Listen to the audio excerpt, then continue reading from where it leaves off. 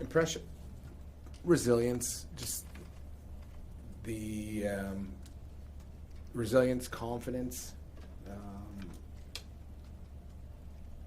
And I saw the article you wrote the other day, and the professor from Cornell talking about how you build culture and that kind of thing. And I think that is what we have going on here, is that you have a group of guys that are playing for each other. You see it every day. They're excited. In the world of professional sports, we're in a team sport, but there always is the risk of individualism coming in, because it's a career, and the success of one may cost you ice time and ultimately your ability to earn over your career. So there's a delicate balance, I find, in pro team sports, and right now that's probably the most impressive thing I see from our group. What concerns me the most?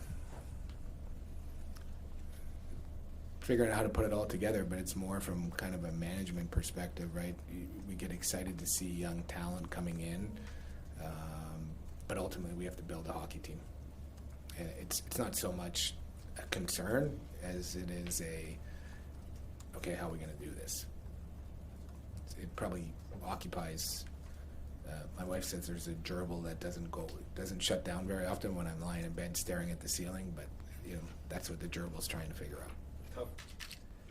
Before it was easy, right? It was a very obvious path, and I think hopefully we get to the other end of it and the path becomes obvious again, because we'll be on the other side of it. In the interim, yeah, it's a delicate balance, and there's a lot of considerations, because if you go make a move to bring something in, you know, over what time period, and what does that do in terms of other players that deserve an opportunity or may come and be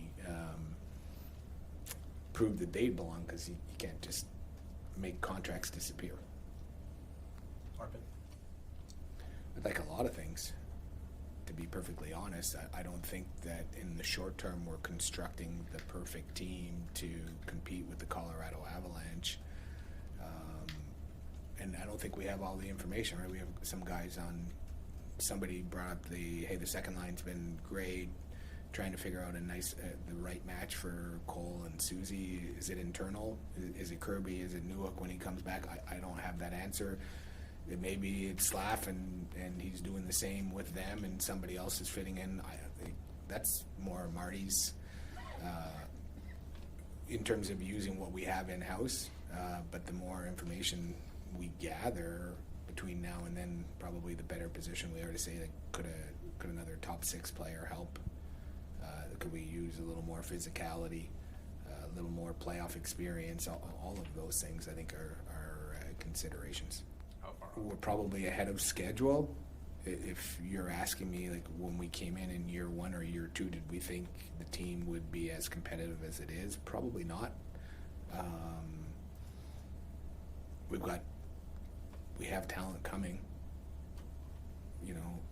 How it's really hard to know. Like, I watch a lot of Lane Hudson. I already played with my son, and I watched him all the way up. I didn't know when we signed him out of college I'd like to say I knew, but I didn't know he was going to be that good that fast. So, along the way, you're asking me how far. Like, we have talented players. I don't know how fast they hit the ground running, but I know they're talented and are going to be a big part of our group in the future.